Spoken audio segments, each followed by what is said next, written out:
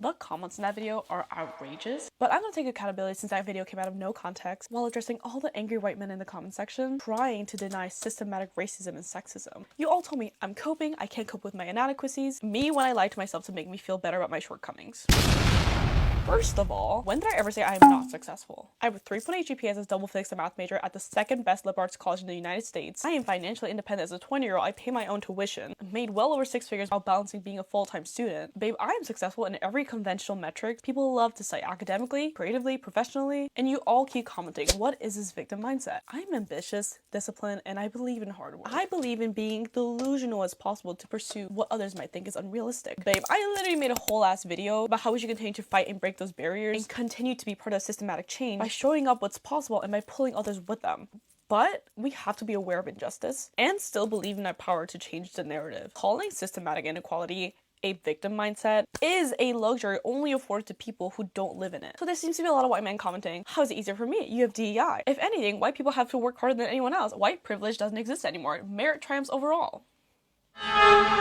Do you know why meritocratic mindset is extremely harmful? Meritocracy assumes a fair starting line, which is just not the truth. No such starting line exists. Access to opportunity is shaped by factors beyond effort. Family stability, financial cushioning, mentorship, network, safety nets, and timing. And luck plays a huge role in this, by the way. Not in talent, but in exposure, support, belief. Meritocracy reframes inequality as personal failure. Oh, it's just a skill issue. And it teaches people to internalize systematic barriers as personal inadequacies. And you guys love to provide this rebuttal that Asian Americans are more successful than white Americans across core metrics such as income or degrees, thus racism must not exist. I don't understand how income alone defines privilege. Privilege includes social power, institutional trust, credibility, and protection. It's all about who is believed, who is assumed to be competent, who is given the benefit of the doubt before proving anything at all. I've talked to multiple professionals with multiple elite university degrees who still get treated like shit. Board certified female physicians with MDs are still referred as nurses or PAs. The thing is, the more you achieve, the more you realize they only don't like you for one thing and one thing only. They don't give a shit about what's on your resume. They don't care about how many degrees you have, because in the end, you're just a sex doll who eats dogs and cats. And when you do work hard, when you do climb the corporate ladder, they ask,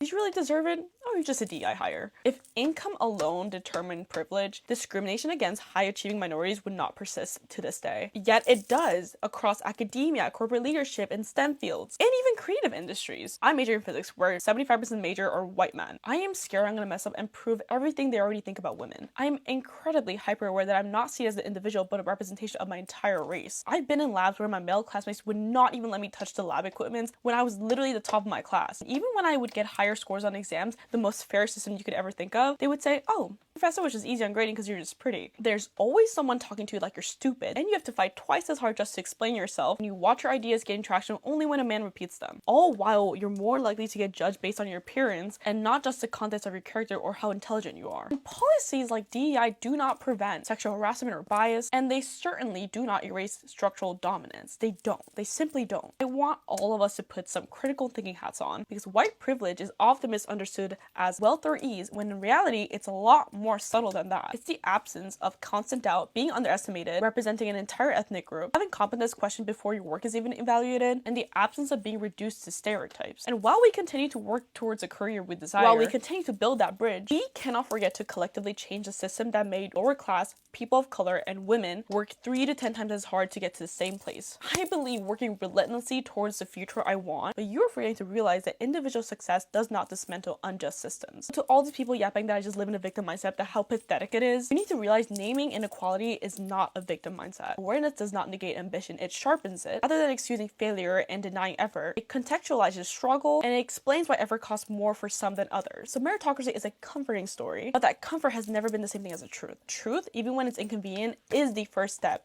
towards change.